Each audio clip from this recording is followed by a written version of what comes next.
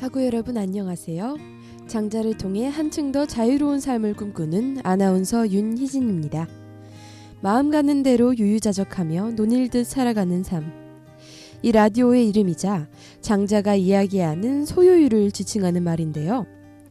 소요유는 장자의 사상을 9가지로 나누어 이야기와 함께 살펴보는 인문학 라디오입니다.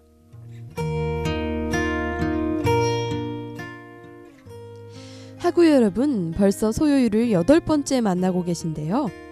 오늘을 포함해서 2번 내지는 3번의 이야기를 더 나누고 나면 라디오가 끝난다는 사실이 조금 아쉽기도 하네요. 그렇지만 정말로 아쉽다면 장자와 함께하는 라디오가 아니겠죠? 이쯤에서 아쉬울 수도 있지. 왜 아쉬워하면 장자의 생각과 함께하는 것이 아닐까? 하며 고민하시는 청취자 여러분 계셨으면 좋겠는데요. 이게 무슨 소리인가? 헷갈리시는 분들도 계실 것 같습니다. 오늘 다뤄볼 장자의 양생론.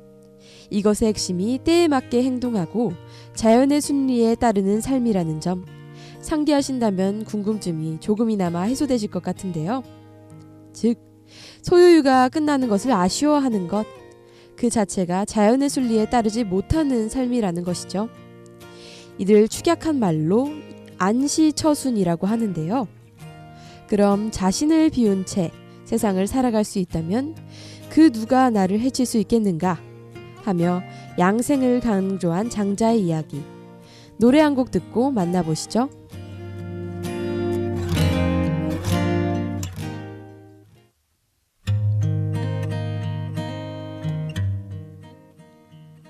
네, 하고 여러분, 노래 잘 듣고 오셨나요? 오늘은 장자의 양생에 대해 이야기 나눠보고자 합니다. 먼저 장자의 삼목편에 나오는 내용을 살펴보죠. 바야흐로 배를 타고 강을 건너는데 어떤 빈배가 다가와 부딪힌다면 비록 성질 급한 사람이라 해도 화를 내지 않을 것이다. 그러나 그 배에 사람이 타고 있다면 소리쳐 비키라고 할 것이다. 한 번 외쳐서 듣지 않고 2번 외쳐서 듣지 않으면 3번째는 반드시 욕설이 따를 것이다. 이전에는 화를 내지 않았는데 지금은 왜 화를 내는가? 이전에는 빈배였는데 지금은 사람이 타고 있기 때문이다. 사람이 자신을 비운 채 세상을 살아갈 수 있다면 누가 나를 해칠 수 있겠는가? 방금 들려드린 이야기는 짧지만 빈배처럼 누구도 아닌 존재가 되라는 함축적인 의미가 내포되어 있다고 볼 수 있는데요. 자세한 이야기는 다음 코너에서 말씀드리고 이전에 이야기 하나 더 만나보겠습니다. 노나라에 단표라는 자가 있었습니다. 그는 바위 동굴에 살고 골짜기에 물이나 마시면서 세상의 이익에는 관심을 두지 않았습니다. 나이 70이 되어서도 얼굴은 여전히 어린아이 같았는데 불행히도 어느 날 굶주린 호랑이에게 잡아먹혔습니다. 또 장이라는 자가 있었습니다. 그는 고화 귀천을 가리지 않고 온갖 사람들을 만나며 교류했는데 나이 40에 배에 열병이 들어 죽었습니다. 단표는 안만 기르다 밖을 호랑이에게 먹히고 말았고 장이는 방만 기르다 아니 병들고 말았습니다. 이 2 사람은 모두 뒤처진 부분을 채찍질할 줄 몰랐던 것입니다. 이 이야기에서는 2가지 극단적인 사례를 들어 세상을 살아가는 바른 길이 무엇인지 생각해보게 만드는데요. 얼핏 보기에 이 글이 안과 밖을 모두 중시해야 한다는 입장인 듯 보이지만 과연 그럴까? 라는 의문과 함께 다시금 생각해봐야 하는 이야기입니다. 살짝 힌트를 드리자면 단표와 장이의 나이에서 답을 찾을 수 있을 것 같은데요. 그럼 노래 한 곡 듣고 소개해드린 이야기에 대해서 조금 더 이야기 나눠보죠.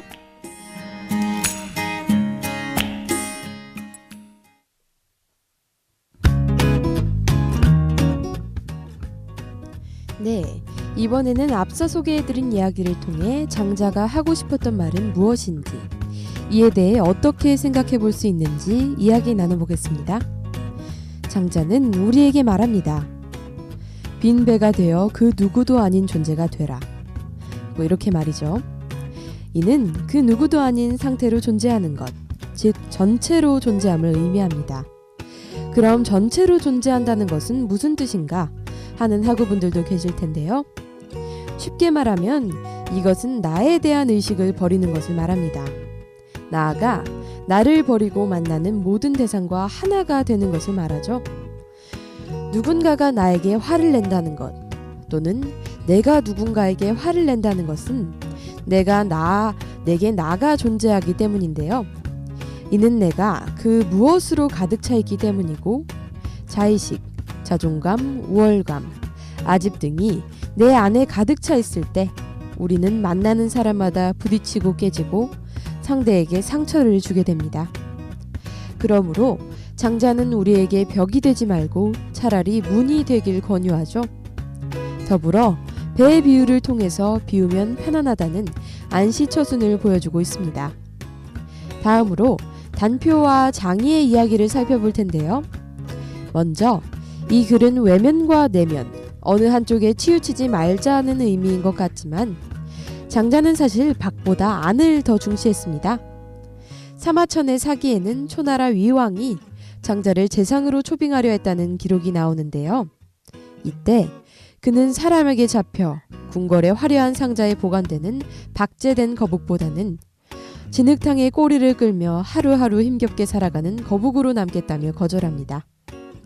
한마디로 재상이 되어 건세와 제도에 속박된 화려한 삶을 살기보다는 차라리 가난하고 미천하지만 자유로운 삶을 선택하는 것이죠. 이러한 장자의 삶을 들여다보고 이야기를 보면 어느 정도 답을 찾을 수 있는데요.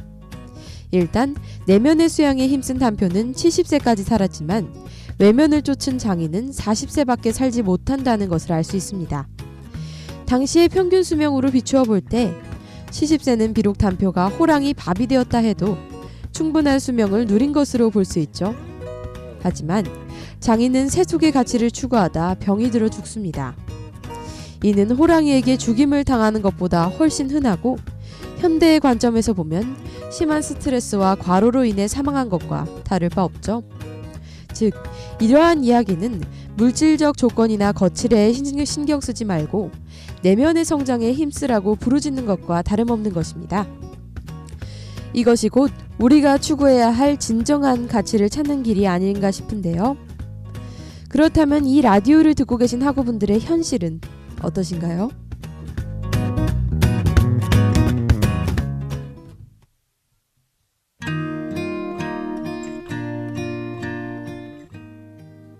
네, 마음 가는 대로 유유자적하며 논일듯 살아가는 라디오 소유유.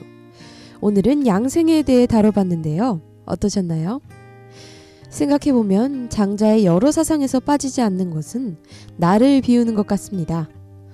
아집을 벗어나는 것 정말 쉽지 않은데요. 사랑하는 사이에서의 원망, 친구 사이에서의 서운함, 그 외 느껴지는 감정 모두는 스스로가 타인에 대한 마음을 비우지 못한 것에서 기인한다는 것. 다시금 느끼는 양생이었습니다.